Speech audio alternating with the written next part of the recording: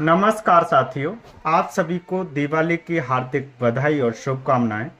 आज हम बात करेंगे उत्तर प्रदेश के अंदर होने वाले 9 विधानसभा सीटों पर उपचुनाव की और उपचुनाव पर हो रही लगातार बयानबाजी की।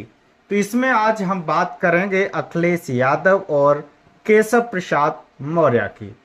आपने देखा ही होगा, बीजेपी की तरफ से सबसे ज्यादा हमलावर यदि कोई समाजवादी पार्टी पर रहता है तो उसमें सबसे पहला नाम केशव प्रसाद मौर्य का आता है।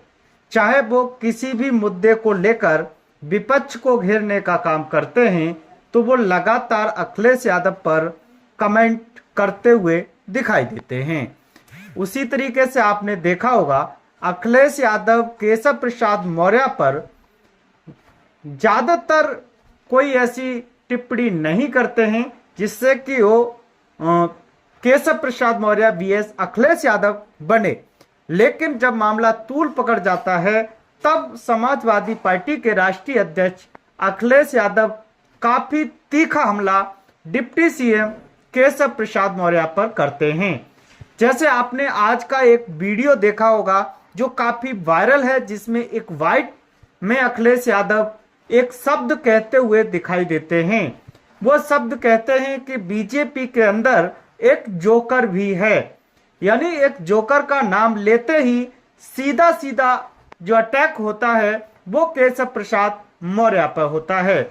मीडिया और लोग ये कयास लगाते हैं जो अखिलेश यादव ने जोकर शब्द का प्रयोग किया है वो बीजेपी के डिप्टी सीएम केशव प्रसाद मौर्य के लिए किया है।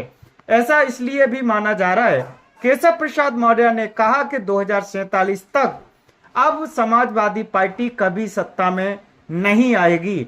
समाजवादी पार्टी अब समाप्तिवादी पार्टी बन गई है और वो अब अपना अस्तित्व खो चुकी है।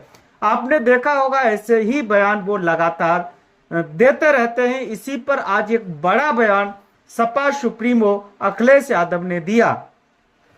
जैसे ही ये बयान अखिलेश यादव के मुंह से निकला और वैसे ही वायरल हो गया।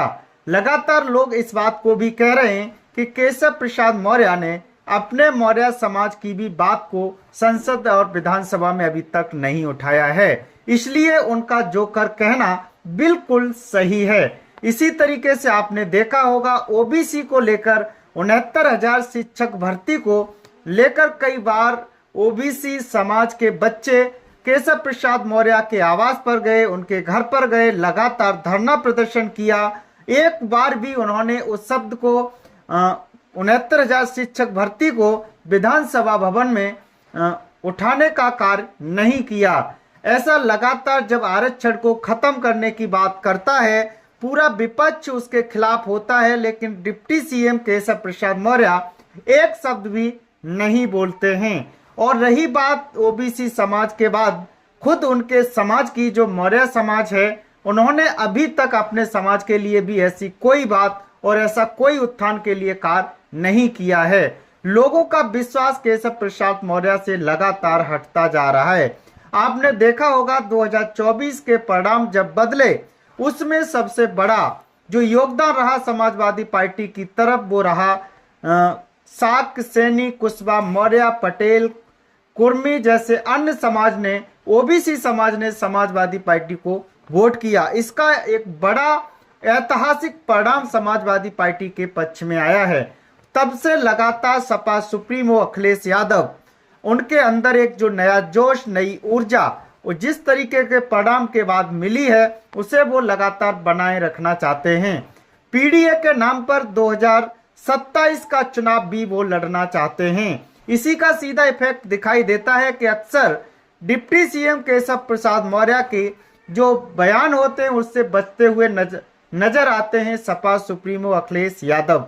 तो आज का जो बयान था उसी को लेकर हमने आपको ये जानकारी दी, और ऐसी सही और सटीक जानकारी के लिए आप हमें सब्सक्राइब और शेयर जरूर करते रहिए।